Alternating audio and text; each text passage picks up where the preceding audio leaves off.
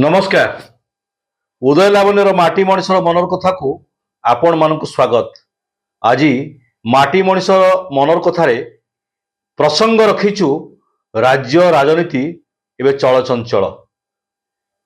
गोटे पटे बीजेपी ओडिशा को फोकस करुला बेले षष्ठ थर मुख्यमंत्री होगा बीजेडी नवीन पट्टनायक को जोरसोर प्रयास जारी रखी।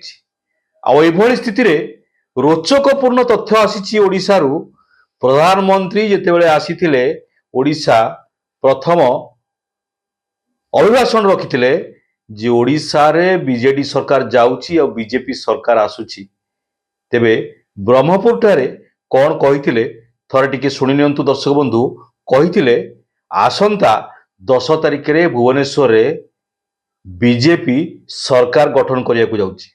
4 जून पर यहां बीजेडी सरकार की एक्सपायरी डेट लिखी हुई है। 10 जून को भुवनेश्वर में बीजेपी के मुख्यमंत्री का शपथ समारोह होगा। प्रधानमंत्री नरेंद्र मोदी जितेबाला ब्रह्मपुर ठारे प्रसंग रखिथिले 10 तारिख रे मुख्यमंत्री बीजेपी रो ओडिशा रे होबाकू जाउचंती। एहार किछि समय पर बीजेडी नेता भिके पांड्यान मुख्यमंत्री को सभा सीधा सड़क टार्गेट करते बीजेपी को प्रधानमंत्री को आसंता 9 तारिख रे आमे ओडिशावासी को निमंत्रण करुचु जे ओडिशा रे षष्ठ थर पई मुख्यमंत्री हेबाकू जाउचंती नवीन पट्टनायक। ये दुईटी जक तुलनात्मक भाषण टिके आपण माने सुनि नियंतु। आपण माने समस्त जानी की खुशी हेबे आपण मानकर आशीर्वाद रे आम प्रिय मुख्यमंत्री जून 9 तारिख रे 11:30 रु 1:30 भितर आपण मानकर आशीर्वाद रे महाप्रभुकर आशीर्वाद रे पुणी तर मुख्यमंत्री बाबरे शपथ ग्रहण करिबे। इतिहास रचिबे, ओडिशावासी इतिहास रचिबे। जय जगन्नाथ। 4 जून पर यहां बीजेडी सरकार की एक्सपायरी डेट लिखी हुई है। 10 जून को भुवनेश्वर में बीजेपी के मुख्यमंत्री का शपथ समारोह होगा। तेबे आपण माने सीधा सड़क प्रधानमंत्री का भाषण शुणुथिले। अन्य पक्षरे बीजेडी नेता 5T रो जे होचंती अध्यक्ष भिके पांड्यान वक्तव्य शुणुथिले। जड़े कहउचंती बीजेडी सरकार करिवो 9 तारिख रे भुवनेश्वर नवीन पट्टनायक षष्ठ थर पई मुख्यमंत्री गादी रे बसिया को जाउचंती। प्रधानमंत्री कहउचंती 10 तारिख रे भुवनेश्वर रे बीजेपी रो मुख्यमंत्री राज्य अलंकृत करिवे। तेबे दुईटी चित्र दुई जन नेतृत्व को भितर चली टकरा टकरी आ यारी भितर राज्य राजनीति एवं चलचंचल। बीजेडी टार्गेट करुच्ची बीजेपी को, बीजेपी टार्गेट करुच्ची बीजेडी को। तेबे आज आम माटी मनिष मनर प्रसंग रे राजनीतिक प्रसंग नहीं आसीचु जे ओडिशा राजनीति चलचंचल। सीधा सड़क आम ये गोटे कथा कहबू जे प्रधानमंत्री अनेक तथ्य रखिंट जे जदि निर्वाचित हुवंती ओडिशा रे निर्वाचन सरकार आसे बा बीजेपी सरकार आसे तेबे आसंता 5 वर्ष रे महिला माननकु 3 लाख टंका पर्यंत ऋण दिया जिवो। विभिन्न प्रकार प्रोत्साहन राशि से घोषणा करिसंती।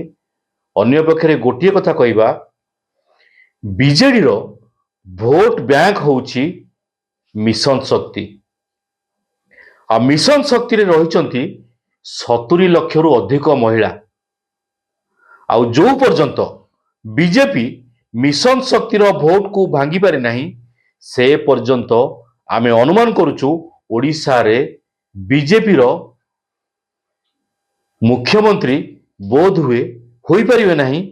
यह संभव लगुची काहे ना जे ओडिशा रे मिशन शक्ति एते सुदृढ़ जे महिला मानकर दल बिजु जनता दल सरकार कहउचंती आमे कहूनु तांको दलर नेता कहउचंती जे से पर्यंत बीजेडी रो महिला बा मिशन शक्ति को जो पर्यंत बीजेपी भांगी नहीं से पर्यंत ओडिशा रे बीजेपी सेमती आखि दृष्टिया विधायक पद ଆସିଲା ଭଳି କାହିଁ ଲାଗୁନାହିଁ।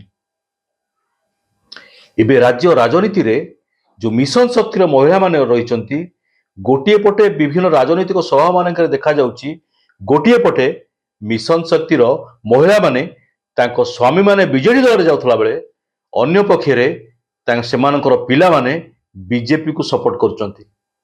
ଆଉ ଯେତେବେଳେ ଭୋଟ ଆସିଛି, ଆଉ କିଛି ଦିନ ପରେ ପ୍ରଥମ ପର୍ଯ୍ୟାୟ, ଦ୍ୱିତୀୟ ପର୍ଯ୍ୟାୟ, ତୃତୀୟ ପର୍ଯ୍ୟାୟ, ଚତୁର୍ଥ ପର୍ଯ୍ୟାୟର ଭୋଟ ରାଜ୍ୟରେ ବା ଓଡ଼ିଶାରେ ହେବାକୁ ଯାଉଛି, ସେ ପରିପ୍ରେକ୍ଷୀରେ ଯୋଉ ମିଶନ ଶକ୍ତିର ମହିଳାମାନେ ସବୁଠାରୁ ପାୱାରଫୁଲ ହେବେ। ଯେତେବେଳେ ପରିବାର ଭିତରେ 10 ଜଣ କି 15 ଜଣ ଲୋକ ରହୁଛନ୍ତି, ଆଉ ମିଶନ ଶକ୍ତିକୁ ରାଜ୍ୟ ସରକାର ସମ୍ପୂର୍ଣ୍ଣ କରାୟତ୍ତ କରି ରଖିଛନ୍ତି, ବିଜେଡି ଦଳ କରାୟତ୍ତ କରି ରଖିଛି, ମୁଖ୍ୟମନ୍ତ୍ରୀ ସେମାନଙ୍କ ପାଇଁ ଅନେକ ଗୁଡ଼ିଏ କାର୍ଯ୍ୟକ୍ରମ କରିଛନ୍ତି। ସେ ଭୋଟ ଯୋଉ ପର୍ଯ୍ୟନ୍ତ ଭାଙ୍ଗି ନାହିଁ, ସେ ପର୍ଯ୍ୟନ୍ତ ବିଜେପି ବୋଧ ହୁଏ ରାଜ୍ୟରେ ଆସିପାରିବ ନାହିଁ। ଏହା ଆମେ କହୁନାହୁଁ, ଏହା ଟୁପୁର ଟାପର ହଉଛନ୍ତି ସାରା ରାଜ୍ୟରେ। ଯଦି ବିଜେଡି ଦଳର ଯୋଉ କରିଛନ୍ତି ମିଶନ ଶକ୍ତି, ଯେ ମିଶନ ଶକ୍ତିର ମହିଳାମାନେ ଯଦି এই ଚଳିତ ନିର୍ବାଚନରେ ବେଇମାନ କରିବେ, ତାହେଲେ ବୋଧେ ରାଜ୍ୟରେ ବିଜେପି ସରକାର ଆସିପାରେ।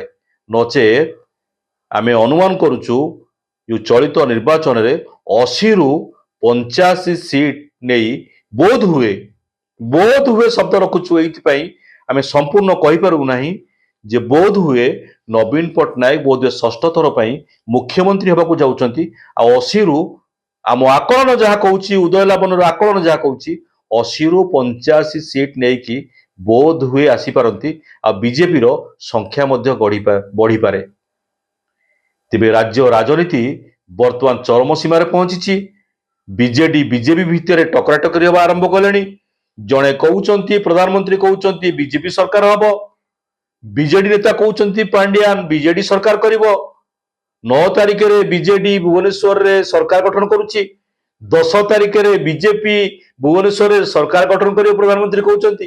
ତେବେ କିଏ ସରକାର ଗଠନ କରିବ ତାହା ଆଗାମୀ ଦିନରେ 4 ତାରିଖରେ ଯେତେବେଳେ ଘୋଷଣା କରାଯିବ, ଭାରତ ବର୍ଷର ରାଜନୀତିରେ, ଓଡ଼ିଶାର ରାଜନୀତିରେ କିଏ ପ୍ରଧାନମନ୍ତ୍ରୀ ଭାରତ ବର୍ଷରେ ହେଉଛନ୍ତି ଆଉ କିଏ ଓଡ଼ିଶାର ମୁଖ୍ୟମନ୍ତ୍ରୀ ଦାୟିତ୍ୱ ଗ୍ରହଣ କରୁଛନ୍ତି, ତାହା ଜୁନ 4 ତାରିଖକୁ ଅପେକ୍ଷା କରୁଛୁ। ଆମେ ମଧ୍ୟ ଅପେକ୍ଷା କରୁଛୁ, ଜନସାଧାରଣ ମଧ୍ୟ ଅପେକ୍ଷା କରିଛନ୍ତି ଜୁନ 4 ତାରିଖରେ ଓଡ଼ିଶାରେ କିଏ ହେବ ମୁଖ୍ୟମନ୍ତ୍ରୀ। ଆଜି ମାଟି ମଣିଷ ମନର କଥାରେ କହୁ କହୁ ଅନେକ ତଥ୍ୟ ରଖିଦେଲୁ। ଆଉ ଏକ ପ୍ରସଙ୍ଗ ନେଇ ଆମେ ଆଉ ଦିନେ ଆସିବୁ। ରହୁଛୁ। ବନ୍ଦେ ଉତ୍କଳ ଜନନୀ। ମୁଁ ଓଡ଼ିଆ, ମୋ ଭାଷା ଭାରି ବଢ଼ିଆ। ଗର୍ବରେ କୁହନ୍ତୁ ଆମେ ଓଡ଼ିଆ। ଜୟ ହିନ୍ଦ।